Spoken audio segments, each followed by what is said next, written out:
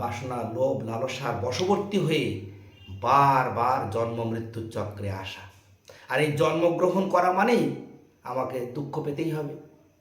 আমরা শ্রীমদ্ ভাগবতমে তৃতীয় স্কন্ধে ব্যাখ্যা করা হচ্ছে যে আমরা মাতৃগর্ভে থেকেই দুঃখ পাওয়া শুরু করেছি, মাতৃগর্ভ থেকেই। কেন? যখনই আমার 7 মাস, মাতৃগর্ভে আমার 7 মাস বয়স ছিল, সেদিন আমি সেই পরমেশ্বর ভগবান, আমার পরম পিতা, প্রকৃত পিতা যিনি, তার কাছে আমি প্রার্থনা করেছিলাম দুহাত জোড় করে যে হে ভগবান, হে পরম পিতা, হে বিশ্বনাথ, হে জগন্নাথ, আপনি আমাকে এই মাতৃবন্ধন, এই যে অন্ধকার কীটের দংশন এবং মলমূত্রের থলি থেকে আমাকে মুক্তি দিন। আমি জগতে গিয়ে তোমার নাম গ্রহণ করব, তোমার নামের প্রচার করব। ভুলে গেছি।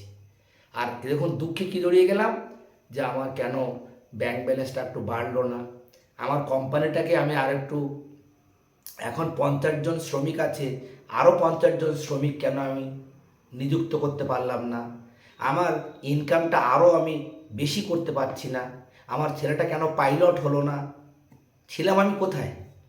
চিন্তা করে দেখি আমরা। তাই আচার্যগণ দুঃখ করে বলছেন, দুর্লভ মনুষ্য জন্ম লোভিয়া সংসারে, কৃষ্ণ না ভজিনু দুঃখ কহিব কাহারে। দেখুন আচার্যবর্গ বা